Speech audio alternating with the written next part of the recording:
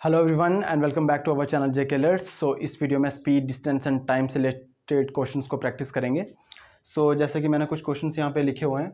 पहला क्वेश्चन है, बहुत सिंपल लेवल के क्वेश्चंस हैं, ज़्यादा कुछ टफ नहीं है। देखो पहला क्वेश्चन है, the ratio between the speeds of two train is 7:8। दो ट्रेन्स हैं, उनकी स्पीड की रेशियो आपको दी हुई है 7:8। तो आपको नेक्स्ट लाइन दी हुई है कि if the second train runs 400 kilometre in 4 hours then the speed of the first train. तो सेकंड ट्रेन अगर 400 किलोमीटर जो डिस्टेंस है वो 4 घंटे में ट्रैवल करती है, तो आपको ये बताना है कि जो फर्स्ट ट्रेन है वो कितनी स्पीड से जा रही है। तो देखो यहाँ पे पहली बात तो ये बोला हुआ है कि सेकंड ट्रेन, देखो सेकंड ट्रेन 400 किलोमीटर जो डिस्टेंस है वो 4 घंटे में कवर करती है, मतलब speed equal to distance upon time. तो जो सेकंड ट्रेन, यहाँ पे मैं बी लिख देता हूँ सेकंड ट्रेन को डिनोट करने के लिए। तो मतलब सेकंड ट्रेन जो है वो 100 किलोमीटर पर आवर की स्पीड से चल रही है। इसका मतलब ये हुआ कि सेकंड ट्रेन की जो स्पीड है वो 100 किलोमीटर पर आवर है। क्यों? क्योंकि उसने बोला है कि सेकंड ट्रेन जो है वो 400 किलोमीटर जो है वो 4 घंटे में कवर करती है। इसका मतलब 100 की स्पीड से वो जा रही है। अब देखो पहली दो ट्रेन हैं, ए ट्रेन और बी ट्रेन, दोनों की स्पीड की रेशियो कितनी है? 7:8। दोनों की स्पीड की रेशियो कितनी है? 7:8। देखो अब आपको पता है ये स्पीड ए की और ये बी की, मतलब ये दोनों ट्रेन है ए और बी। तो आपको बताना है कि जो पहली वाली ट्रेन है वो किस स्पीड से चल रही है। तो आपको ध्यान से देखिए कि रेशियो के हिसाब से स्पीड है 8, रेशियो के हिसाब से स्पीड है 8 और एक्चुअल में स्पीड है 100। कहने का मतलब 8 की वैल्यू कितनी है? 100। 8 की वैल्यू कितनी है? 100। क्यों? क्योंकि रेशियो के हिसाब से स्पीड है 8 और एक्चुअल में स्पीड है 100। इसका मतलब 8 की वैल्यू 100 के बराबर है। तो 1 की वैल्यू कितनी होगी? 100 को 8 से डिवाइड करेंगे तो 12.5 आएगा, 12.5 होगा। अब आपको निकालनी क्या है? ए वाली ट्रेन की, मतलब फर्स्ट वाली ट्रेन की स्पीड निकाली और फर्स्ट वाली ट्रेन को कौन सा नंबर डिनोट कर रहा है? 7। तो 7 की आपको वैल्यू निकालनी है। तो 12.5 को अगर आप 7 से मल्टीप्लाई कर देंगे तो आएगा 87.5। तो 87.5 किलोमीटर पर आवर जो है ये स्पीड होगी फर्स्ट वाली ट्रेन की। ये सिंपल क्वेश्चन है। अब नेक्स्ट क्वेश्चन देखते हैं। नेक्स्ट क्वेश्चन क्या है कि man complete a journey in 10 hours. अगर एक मैन है वो पूरी जर्नी को 10 आवर्स में कंप्लीट करता है, फिर वो बोल रहा है कि he travel first half of the journey at the rate of 21 kilometre per hour and second half at the rate of 24 kilometre per hour, find the total journey in kilometre. कुछ भी नहीं है, मान लो कि वो यहां से चला और यहां तक उसने जाना है, ए से लेके वो बी तक चला। मान लो वो ए से लेके बी तक चला और देखो पहला हाफ, जर्नी का पहला हाफ मतलब वो आधा रास्ता, आधे रास्ते में वो उसकी जो स्पीड थी आधे रास्ते तक, यहां से लेके यहां तक, वो किस स्पीड से आया? 21 किलोमीटर पर आवर की स्पीड से आया। किस स्पीड से आया? 21 किलोमीटर पर आवर की स्पीड से आया। बट जो नेक्स्ट हाफ था, आधा बाकी बचा हुआ जो आधा रास्ता था, उसमें उसकी स्पीड जो थी वो 24 किलोमीटर पर आवर थी। और ए से लेके बी तक चलने में उसको टोटल टाइम कितना लगा? वो लगा 10 आवर्स। ये क्वेश्चन है और आपको पूछ रहा है कि पूरी टोटल जर्नी कितनी रही, इसमें पूरी टोटल जर्नी कितनी रही। तो देखो यहाँ पे एवरेज स्पीड से मैं क्वेश्चन को सॉल्व करूंगा। क्यों? एवरेज का कंसेप्ट लगा के। देखो मैंने आपको कहा था कि अगर जो डिस्टेंस है वो बराबर है, जैसे यहां से लेके यहां तक और यहां से लेके यहां तक जो है वो डिस्टेंस बराबर है, तो जब डिस्टेंस बराबर हो तो एवरेज स्पीड होती है 2s1 s2 upon s1 plus s2। जब डिस्टेंस बराबर हो तो, जैसे ये उसने बोल दिया कि फर्स्ट हाफ है और ये सेकंड हाफ है, तो इसका मतलब जितना डिस्टेंस ये होगा उतना ही डिस्टेंस ये होगा, तब हम एवरेज स्पीड निकाल सकते हैं। क्यों? देखो यहाँ पे इस फर्स्ट हाफ में वो 21 किलोमीटर पर आवर की स्पीड से चला और सेकंड हाफ में वो 24 किलोमीटर पर आवर की स्पीड से चला, तो हम उसकी एक ही स्पीड निकालेंगे और उसको एवरेज स्पीड बोलते हैं।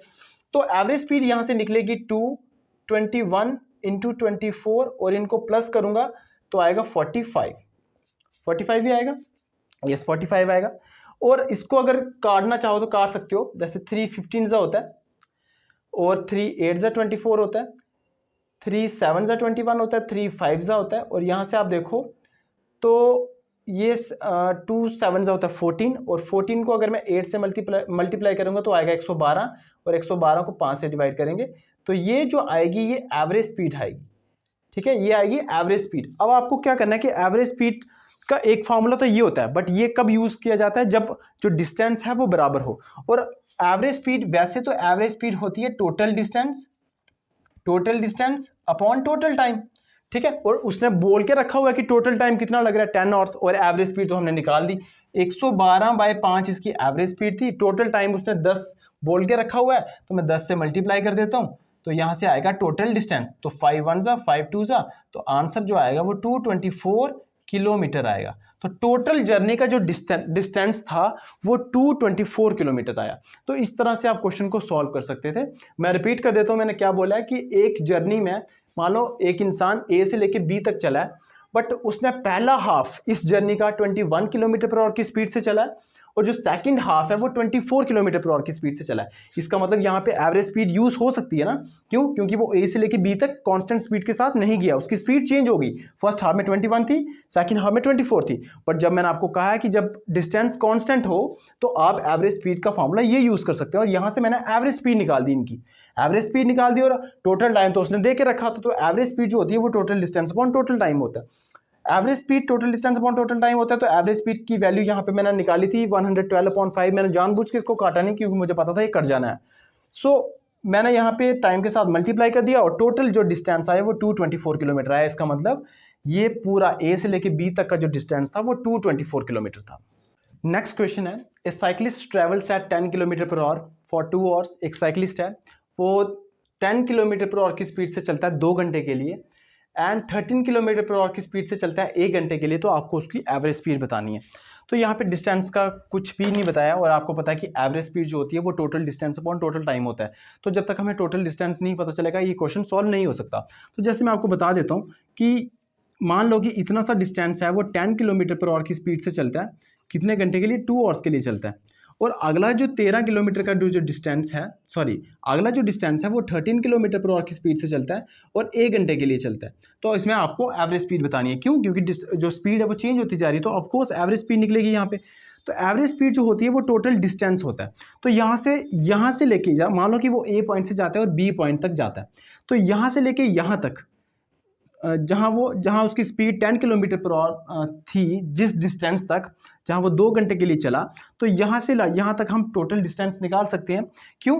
क्योंकि speed equal to distance upon time होता है। Speed is equal to distance upon time, और अगर हमें यहाँ से लेके यहाँ तक का डिस्टेंस निकालना तो आप स्पीड को टाइम से मल्टीप्लाई कर दीजिए। तो यहाँ से आ गया 20 किलोमीटर, यहाँ से आ गया, मतलब यहाँ से लेके यहाँ तक का डिस्टेंस है 20 किलोमीटर। क्यों? क्योंकि speed equal to distance upon time होता है। तो मुझे डिस्टेंस निकालना है, यहाँ स्पीड भी पता है, टाइम भी पता है, तो यहाँ से डिस्टेंस निकल गया। सिमिलरली ये वाला डिस्टेंस भी मुझे पता चल जाएगा, अगर मैं स्पीड को टाइम से मल्टीप्लाई कर दूँ, तो स्पीड को टाइम से मल्टीप्लाई करूँ तो डिस्टेंस पता चल जाएगा, तो वो आएगा 13। ठीक है, और टोटल टाइम कितना है वो तो निकालने की कोई प्रॉब्लम ही नहीं है। देखो इधर से लेके यहाँ तक वो ले रहा है 2 घंटे, और यहाँ से लेके यहाँ तक ले रहा है वो 1 घंटा, तो टोटल टाइम लग गया 3 घंटे। तो अगर इसको सॉल्व करूंगा तो वो आएगा 11 किलोमीटर पर आवर। ये सिंपल सा क्वेश्चन है, और इसी तरह का आपको पूछा जाएगा। 11 किलोमीटर पर आवर जो है इसकी एवरेज स्पीड है। नेक्स्ट क्वेश्चन है कि on my way from the office to home, मतलब एक बंदा है वो ऑफिस से घर जाता है और घर से ऑफिस जाता है। तो जब वो ऑफिस से घर जाता है तो I drive eight 30 kilometre per our, तो वो 30 किलोमीटर पर आवर की स्पीड से जाता है। On the return journey, but वो जब वापस आता है तो वो 45 किलोमीटर पर आवर की स्पीड से आता है। तो अब वो पूछता है एवरेज स्पीड बताओ। तो यार ये बिल्कुल सिमिलर क्वेश्चन है जैसा मैंने पहले करवाया है। आपको पता है कि मान लो ये ऑफिस है और ये है इसका घर, तो ऑफिस से लेके घर तक का जो डिस्टेंस है और जो घर से लेके ऑफिस तक का जो डिस्टेंस है वो बराबर रहेगा कि नहीं रहेगा, या चेंज हो जाएगा? बराबर ही रहेगा ना। तो जब डिस्टेंस बराबर हो तो एवरेज स्पीड का फॉर्मूला हम क्या यूज कर सकते हैं? 2s1 s2 upon s1 plus s2 कर सकते हैं कि नहीं? तो आपको जब डिस्टेंस बराबर हो और आपको एवरेज स्पीड निकालनी हो तो आप ये फॉर्मूला यूज कर सकते हैं। ठीक है, बस आपको ये पहचाना आना चाहिए कि इसमें डिस्टेंस बराबर है कि नहीं। इसमें पहचानने वाली कोई बस बड़ी बात है ही नहीं है। ऑफिस से घर जा रहा है और घर से ऑफिस जा रहा है, तो दोनों केसेस में डिस्टेंस जो है वो बराबर ही रहेगा। तो यहाँ पे जब वो ऑफिस से घर जा रहा है तो वो 30 किलोमीटर पर आवर की स्पीड से जा रहा है, तो 30 लिख दो, और जब वो घर से ऑफिस जा रहा है तो वो 45 किलोमीटर पर आवर की स्पीड से जा रहा है, तो यहाँ पे 45 कर दो, और इनको प्लस करेंगे तो 75 आ जाएगा। अब आपको पता है 15 3 जा 45 होता है, 15 5 जा 75 होता है, 5 6 जा होता है, और ये 12 और 12 3 जा होता है 12 36। तो इसकी जो एवरेज स्पीड होगी वो 36 किलोमीटर पर आवर होगी। बहुत सिंपल क्वेश्चन है। नेक्स्ट क्वेश्चन है, walking 5/6 of his usual speed, Mike reach his destination 10 minutes late, find his usual time. कहने का मतलब ये क्या हुआ कि मान लो कि माइक नाम का एक लड़का है, ठीक है, माइक नाम का लड़का है, तो वो यहाँ से कहीं पे जाता है, मतलब यहाँ ये उसकी डेस्टिनेशन है, ये उसकी क्या है, डेस्टिनेशन है। तो मान लो कि वो स्पीड से जाता है 6, वो स्पीड से जाता है 6। देखो जब भी इस तरह का क्वेश्चन आया आपको कि वो 5/6 ऑफ हिज एक्चुअल स्पीड या यूजुअल स्पीड से जा रहा है, तो ये जो नीचे वाली स्पीड होती है 5/6, ऐसे लिखा ना उसने 5/6 ऑफ हिज एक्चुअल स्पीड, कहने को तो जो नीचे वाली स्पीड है उसको आपको एक्चुअल स्पीड मानना है, और जो ऊपर वाली है उसको आपको चेंज स्पीड मानना है, चेंज स्पीड। ठीक है, तो मान लो कि वो एक्चुअल यहां से लेके यहां तक एक्चुअल स्पीड से जाता था 6, मतलब 6 किलोमीटर पर आवर की स्पीड से जाता था, बट अब उसने क्या कर दिया, अब वो अपनी एक्चुअल स्पीड से 5/6 पे जा रहा है। कहने का मतलब अब वो जा रहा है 5 किलोमीटर पर आवर की स्पीड से, ये मैं मान के चल रहा हूं।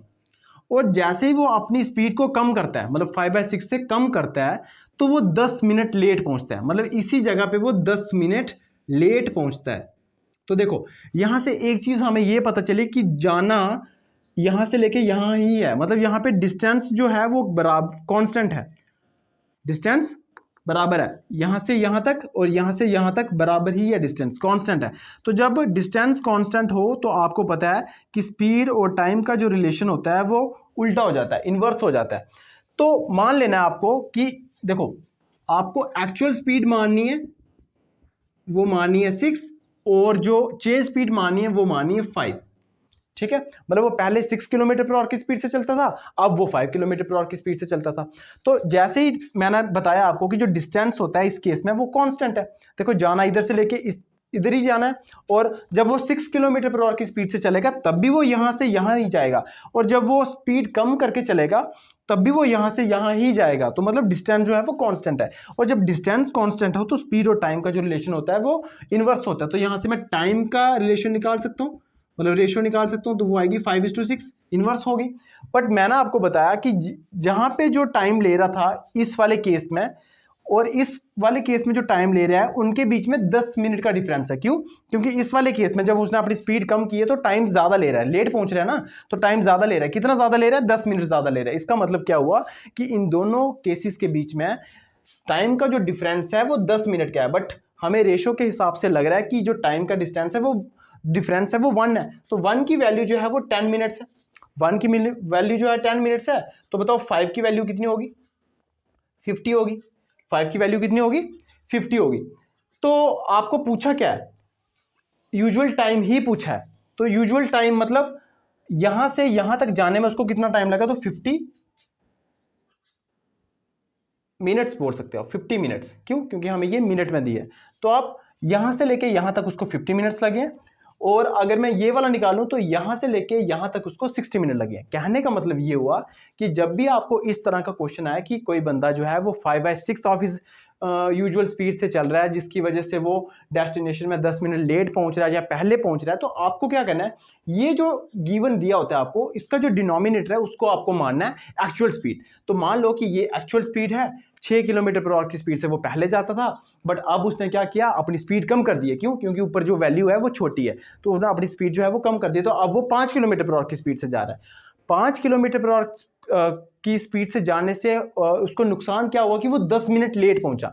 तो हम ये यहां से कह सकते हैं कि दोनों के बीच में टाइम का डिफरेंस जो है वो 10 मिनट्स का है। बट एक्चुअल में टाइम का डिफरेंस बट रेशियो के हिसाब से टाइम का जो डिफरेंस दिख रहा था वो 1 था, और 1 की वैल्यू जो है यहाँ पे 10 है।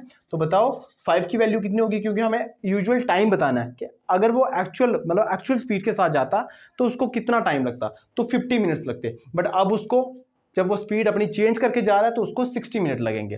तो ये सिंपल क्वेश्चन है स्पीड, डिस्टेंस एंड टाइम से।